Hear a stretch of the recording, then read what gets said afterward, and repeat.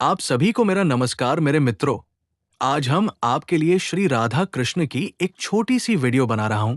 पसंद आए तो लाइक करें, शेयर करें और सब्सक्राइब करें। साथ ही कमेंट कर बताएं वीडियो कैसा लगा। तो चलते हैं वीडियो की तरह।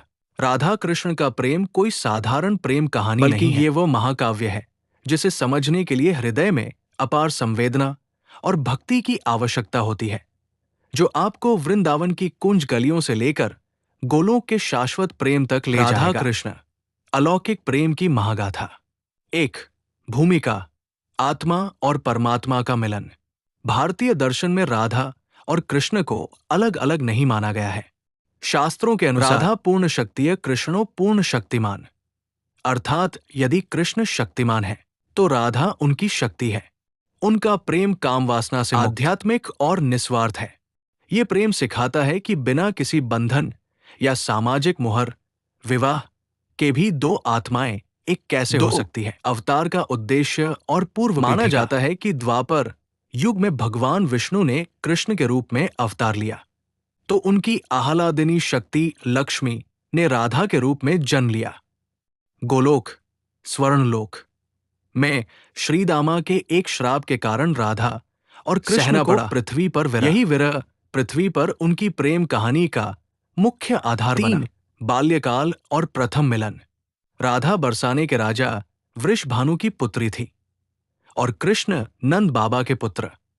उनके प्रथम मिलन की कई कथाएं हैं। का आकर्षण, जैसे जैसे वे कृष्ण की मुरली की धुन राधा को अपनी ओर खींचने लगी।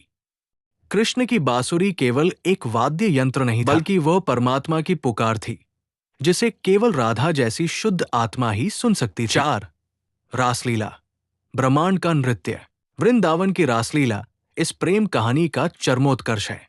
शरद पूर्णिमा की रात यमुना के तट पर जब कृष्ण महाराज रचाते थे तो समय ठहर जाता था। कृष्ण अनेक रूप। कहा जाता है कि रास के समय जितनी गोपियां थी, कृष्ण ने उतने ही रूप धर लिए थे, लेकिन उन सब में राधा का स्थान सर्वोच्च था। अहंकार का त्याग। रासलीला ये सिखाती है कि भगवान के समीप जाने के लिए मैं, अहंकार का त्याग आवश्यक है। जब भी किसी गोपी को गर्व होता था, कृष्ण अंतर्ध्यान हो जाते थे। प्रेम की परीक्षा, विवाह और सामाजिक समाज अक्सर प्रश्न करता है कि उन्होंने विवाह क्यों नहीं किया। इसके पीछे गहरे आध्यात्मिक कारण का सिद्धांत। विवाह दो भिन्न व्यक्तियों को जोड़ने का अनुष्ठान है। राधा और कृष्ण कभी अलग थे ही नहीं, वे एक प्राण, दो देह। प्रेम की स्वतंत्रता। विवाह एक सामाजिक, जबकि राधा का प्रेम हर बंधन से मुक्त था। उन्होंने दिखाया कि प्रेम स्वामित्व का नाम नहीं, बल्कि समर्पण का नाम है। और राधा कृष्ण की पत्नी रुक्मिणी मर्यादा और धर्म का प्रतीक है, जबकि राधा भाव और भक्ति का। 6, विरह की अग्नि, मथुरा गमन। ये इस कहानी का सबसे भावुक अध्याय है।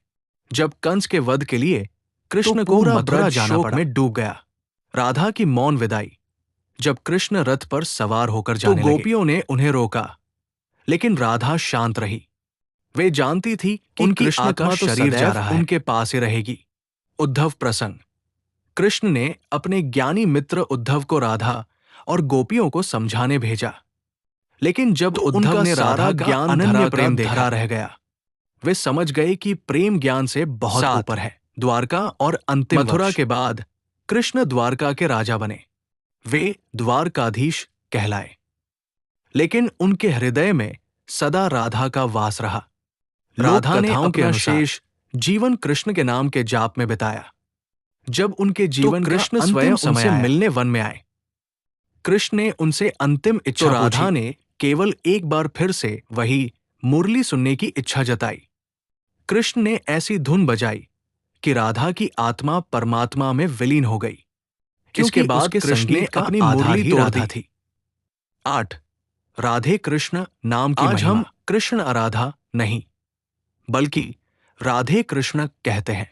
ये इस बात का प्रमाण है कि भक्त का स्थान भगवान से भी ऊपर है। राधा वो माध्यम है जिनसे होकर कृष्ण तक पहुंचा जा सकता है।